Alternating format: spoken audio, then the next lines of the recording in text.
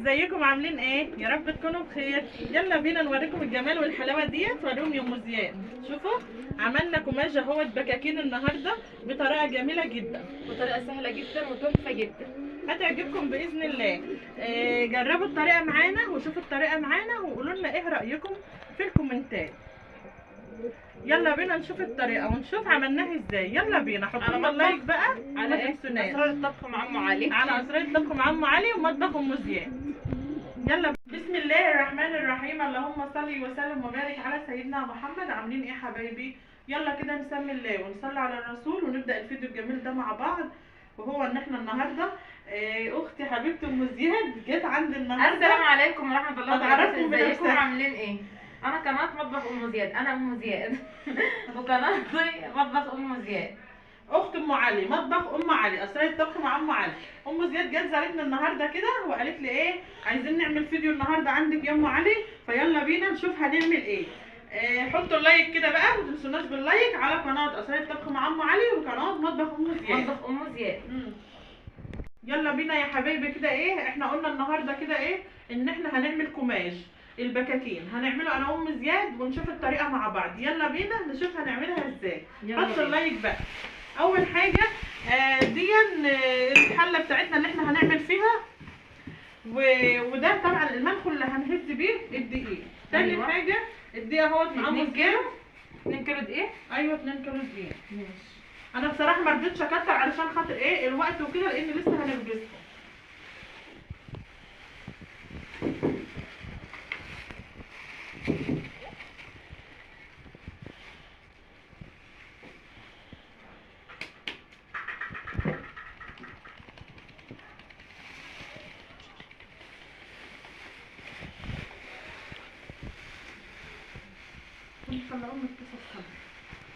حطوا اللايك. الطريقه هتعجبكم باذن الله، طريقه سهله جدا وبسيطه جدا وهتعجبكم باذن الله. اعملوها معانا بس بالطريقه ديت وشوفوها، هتبقى جميله وحلوه قوي، بتبقى طعمه، ولو عوزت تشيليه في الفريزر بيتشال في الفريزر. انا قناتي مطبخ ام زياد، عايزين ادخلوا لي من على التعليق، على التعليقات اللي بتبقى عندي على صوره فرخه كده للقناه. وعايزاكم يا حبايبي تدعمونا كده باللايك وبالاشتراك وتحطوا لنا لايكات كتير. عايزين الفيديو ده يجيب 1,000,000 مشاهده، عايزاكم ايه تعملوا لنا لايكات كتير. خلاص احنا كده حللنا قد ايه يا ام زياد. تكتبوا لنا كومنت جميل زيكم. ده بقى ايه؟ مش دي الخميره؟ ايوه ده كيس خميره. هنحطه في ميه الاول ولا تحطه على الدقيق على طول؟ لا هنحطه في الميه بقى مع السكر. خميرة فورية. ده كيس خميره فوريه، هنحط على كوبايه ميه السكر ده كله؟ ومعلقه سكر كبيره. بس كان عايز ميه دافيه. عادي مش مهم.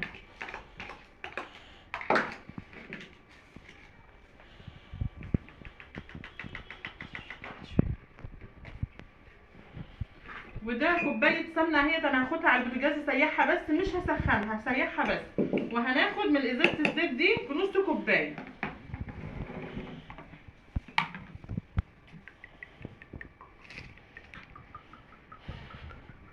يعني كوبايه سمنه ونص كوبايه زيت. ايوه ونص معلقه ملح اهيت يا حبايبي، هنزل بها على الدقيق ومعلقه سكر.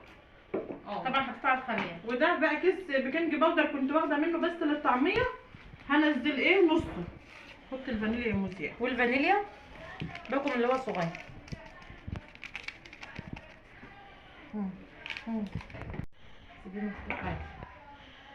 ام زياد بقى يا جماعه هتقلب المكونات الجافه اللي احنا حطيناها على بعض، الملح والبيكنج باودر في بعضه، وبعدين بقى ننزل بالسمنه والزيت. اهو ده الزيت اهو، وسيحنا السمنه اهيت. شوفوا ان هي مش سخنه، ان هي دافيه بس كده فكت، لان الجو شتاء وانتوا عارفين ان الجو بارد. طب يلا يا اختي انا شاطره. يلا يا حبيبتي. ام زياد شاطره. انا شملوله يلا. يلا يا شملوله، بس لا تحرقي الحاجه. لا حط طبعا سخنه ولا دافيه بس؟ لا دافيه كده، قلبها بس بايدك كده وبس.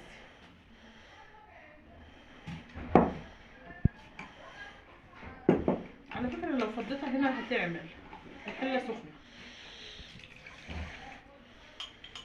هفضي الخميره بقى كده بالسكر مكان السمنه، نستغل برضو اللي فيها من جوه. مكان السمنه والزيت كده، لان الميه كانت ساقعه وكانت عايزاها هتتدفى شويه، فانا قلت الحله مكان السمنه سخنه هنسيبها بقى ايه تتفاعل معانا. وده اللبن اهو يا حبايبي، كنت جايبه لبن كده بقري اهوت ومريباه، بس ما ربش قوي بس كويس. لو عندك لبن حليب برضو ينفع. يلا الشوط على عمتك خالتك كده.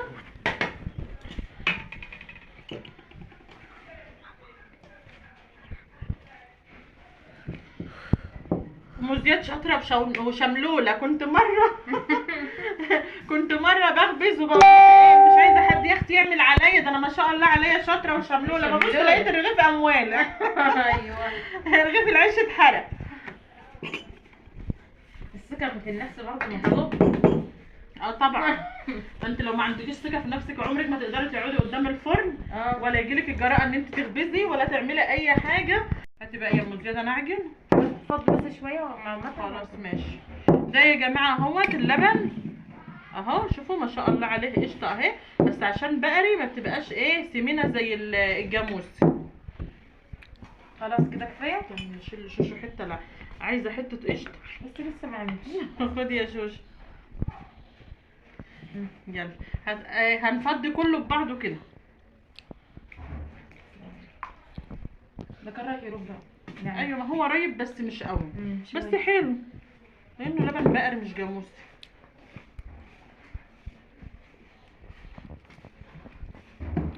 حطينا كل المكونات صح؟ ما عادش حطينا بقى كل المكونات، ما عادش الا الخميره اهي، وهنعجن بقى. يلا الطريقه سهله يا جماعه.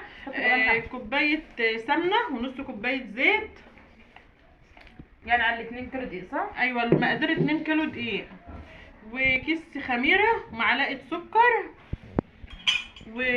ونص كيس بيكنج باودر. نوع الدقيق ده دقيق من عندي من اللي انا طحناه. دقيق القمح، بس اول عيله في العلامه. الناس الفلاحين طبعا عارفين الحاجات ديت. يعني هو مش فينو، يعني مش فينو. لو انت هتجيبي فينو بقى هاتي نوع يكون كويس. الاهرامات انا ما بستخدمش الا الاهرامات.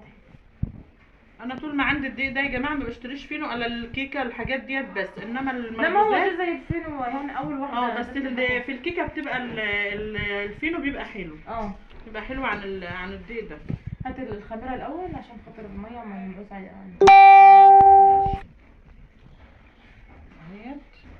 طبعا الخميره ما كانتش الميه دافيه، فهي ايه يعني ما كانتش لسه عملت شويه خمر، بس كانت على فكره خمرت، كانت بدات ترفع والله، كانت بدات ترفع لفوق كده وتعمل كور. نفخ لفوق عشان بس نشوف هتبقى كويسه ولا لا الخميره. هتجيبي اعمل بدالك شويه. ماشي. طب سلكي ايدك كده من الدقيق. خدي الشوكه الخاتم ده معاكي. خلاص ام علي هي اللي عليها الدور. انا اللي عليا بقى ايه انهي العجينه. ام علي سايبنا هنا للحاجات التقيله. لازم انا احط ختم ايدي عليه. ايوه.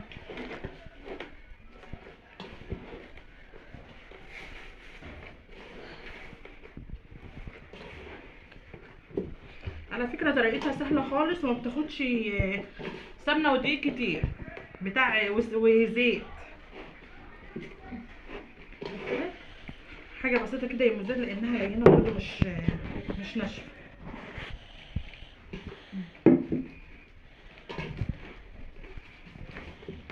كل لبن برضه حلو لها يعني، وعليه حبه موز صغيرين. ايوه الكيلو الدقيق بتهيألي له نص كيلو لبن.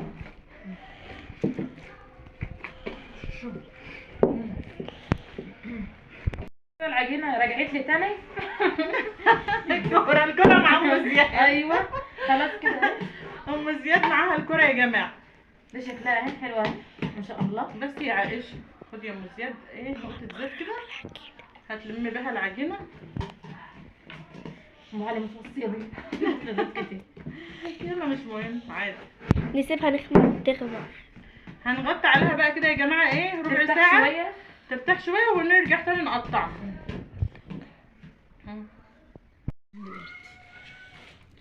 خلاص كده يا جماعه العجينه اهيت كانت سيبناها ارتاحت شويه اهي. يعني ما كملتش 10 دقايق. هنعملها قد ايه؟ هنعملها حلوه كده ان لازم تبقى مقاس واحد. كده ولا اكبر من كده؟ انا بتهيألي بتبقى اكبر من كده يا ام زياد. زي ما انت عايزه، ما تقولي في حد زي ما انت. اهي نكبرها شويه عشان ايه تبقى زي القرصه الايه الكبيره كده. كده. ايوه اهي. حلوه ديت ولا ايه؟ عشان تبقى قد بعض. ماشي. ماشي.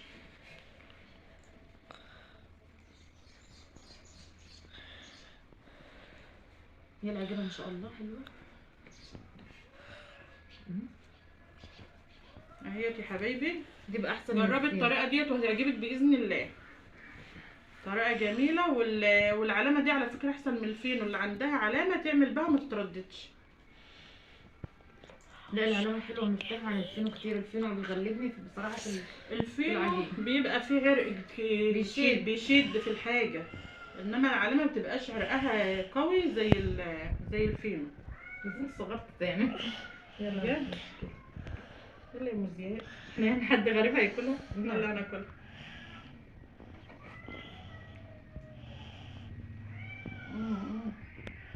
هناخد من اللي هو مخبوز الاول، من اللي ما متقطع الاول كده يا حبايبي. احنا قطعنا نص العجينه اهي، هنفردها بقى كده. هنعملها بايدينا. مش مهم لا مش مهم البطاطا، هي ما شاء الله يعني بتتفرد وحلو.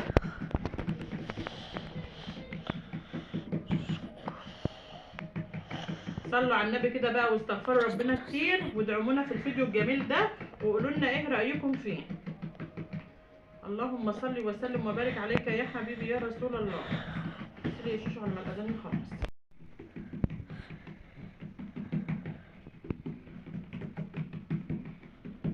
ايه رايك يا مزياد في القماش؟ حلو. تسلم. بعد ما يستوي في البكاكين اهي يا حبايبي اهي. هي بتبقى كبيره كده، ما بتبقاش صغيره. ادعوا لنا بقى انه يطلع حلو. نتحرق هقول لكم. زي الكيكه كده. زي الكيكه كده لما كنت بقول لكم عليه. ان باظ وما طلعش حلو هوريه لكم برده، ما تخافوش. أيوة. مش هخبيه.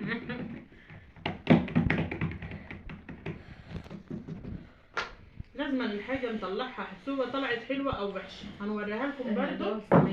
مزياد خلصت اول صينيه اهي، وان طلعت حلوه هنوريها لكم برده. يعني الاثنين. ايوه يعمل الاثنين يا شوشو.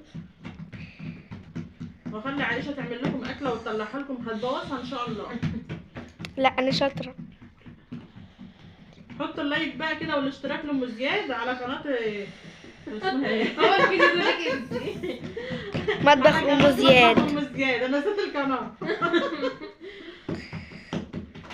مطبخ ام زياد يا جماعه، حطوا لها اللايك والاشتراك كده، وادعمونا كده باللايك والاشتراك والكومنت الجميل زيكم كده، وقولوا لنا ايه رايكم في الفيديو. واللي ما اشتركش ولو حابين الاسرار، الفيديوهات ديت نعمل لكم فيديوهات انا وام زياد على طول مشتركه.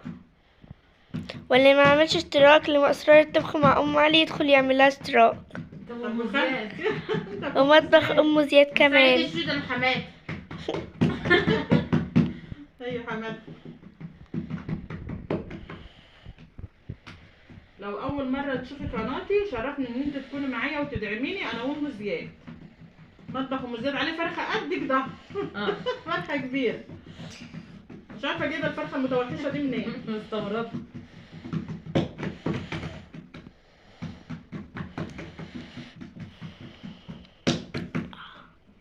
وبقولوا لنا ايه رايكم في القماش.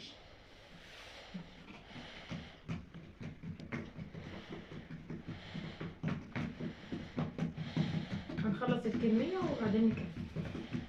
عند ام زياد وكتب التعليقات الجميله ديت، انا قريت التعليقات ما شاء الله عليها، وكل حبايبي اللي نوروا ام زياد وكل حبايبي اللي جوني من عند ام زياد بشكرهم جدا، وبتمنى لهم السعاده والنجاح باذن الله.